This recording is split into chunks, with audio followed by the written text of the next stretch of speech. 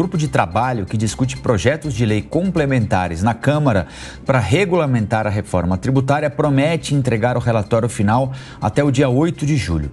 Nós vamos discutir o assunto com o coordenador da área de contencioso tributário do Brigante Advogados, Gustavo de Toledo de Gelo. Gustavo, bom dia e obrigado pela entrevista. Bom dia, Rafael. Eu que agradeço a oportunidade de falar um pouquinho sobre o tema. Gustavo, há uma reclamação de uma parte da sociedade, empresários especialmente, de que o governo tem uma voracidade acima do normal para arrecadar. Qual é a sua expectativa diante dessa etapa da reforma tributária em que nós vamos entrar agora? E no que é que as pessoas devem ficar de olho para saber se isso de fato é um dado concreto ou se é uma percepção de alguém ou de um segmento que não pagava e passou a pagar algo que é considerado justo?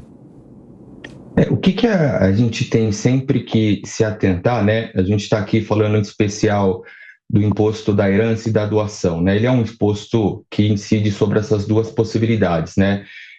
O que tem com o projeto que foi entregue agora na última terça-feira, o segundo projeto de lei complementar que regulariza a emenda constitucional que traz aí a reforma tributária, né? Ele vem e busca a uniformização dos estados no que se refere à legislação desse imposto, né? Isso porque, se a gente pegar um exemplo hoje, a gente tem estado que cobra 2% do ITCMD sobre o bem que vai ser transferido, o direito, né? E estados que cobram 8%.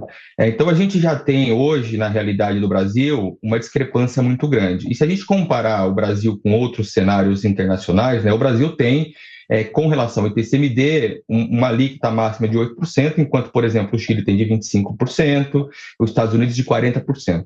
O que a reforma vem, e aqui tem um ponto que me parece muito importante e merece o destaque nosso aqui, é que criou-se a necessidade dos estados observarem a progressividade da alíquota. E aqui sim, é uma ideia muito parecida com o que tem no imposto de renda, em que você tem uma faixa de valor e uma alíquota dentro dessa faixa.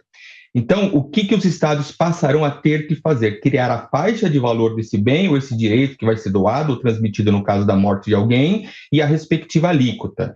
Alguém pode se perguntar, isso já existe aqui no meu estado, aqui no estado membro que eu habito, né? Sim, antes era uma possibilidade de alguns estados criarem essa progressividade, mas hoje passa a ser uma obrigação de todos, né? Então, isso, no fim das contas, né, se a gente voltar para a ideia de que tem uma alíquota de 4% no Estado hoje, por exemplo, 4%, muito provavelmente, em criando-se faixa, a depender do patrimônio que a gente está falando, vai ter uma carga tributária maior, sim.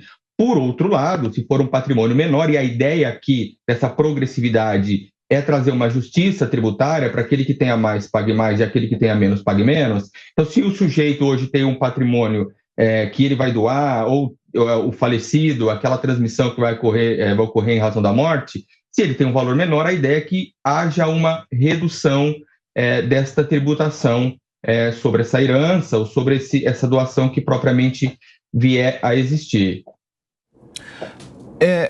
Uma forma da gente medir mais ou menos o que está acontecendo aqui é saber se a gente está em linha com o mundo desenvolvido. Gustavo, o que a gente está fazendo aqui está em linha com o que acontece no mundo?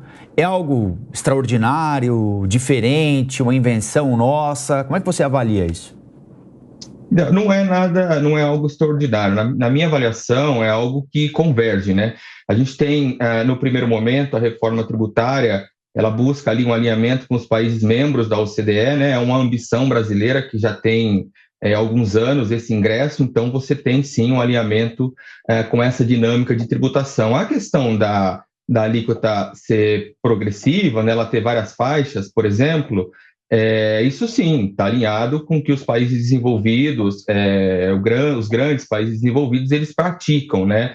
Porque lá a gente observa um movimento de que, de fato, né, aquele que tem um patrimônio menor, ele vai ter um percentual de alíquota menor se comparado àquela situação na qual o contribuinte tem um patrimônio um pouco mais elevado, né, um patrimônio maior ali. A gente poderia até falar de grandes heranças aí que se passam. Mas de novo, né, é um alinhamento. A reforma tributária, ela busca, sim, esse realinhamento com que o Brasil ficou durante muito tempo distante dessa situação. É óbvio que existem situações que a gente precisa entender um pouco mais como ficará na prática, mas no final das contas é o que tem e é o que a gente vai precisar observar como vai ficar no dia a dia do contribuinte. Mas, de novo, e para finalizar aqui essa pergunta em específico, Rafael, Elisângela, sim, o Brasil começa a convergir com o que tem se praticado o mundo afora. Cássio, sua pergunta? Doutor, muito se fala sobre a progressividade deste imposto. Eu gostaria que o senhor nos explicasse objetivamente o que é essa progressividade, de acordo, você bem mencionou, com essas faixas de patrimônio de cada um dos herdeiros. Claro, por exemplo, né, a gente hoje, estados já praticam essa progressividade, e alguns já têm, por exemplo, o estado de São Paulo já tem um projeto de lei aplicando essa progressividade, né? O que a gente tem na prática é muito semelhante ao que a gente vai encontrar na tributação do imposto de renda, né? A gente vai ter uma faixa, né? O que tudo indica, se a gente pegar o que a gente tem hoje já de legislação, basicamente dividido em 4 faixas, né? O percentual dessas faixas é de 2%, 4%, 6% e 8%. Por que 8%? Porque a alíquota máxima quem estabelece é o Senado Federal. E hoje a alíquota máxima é de 8%.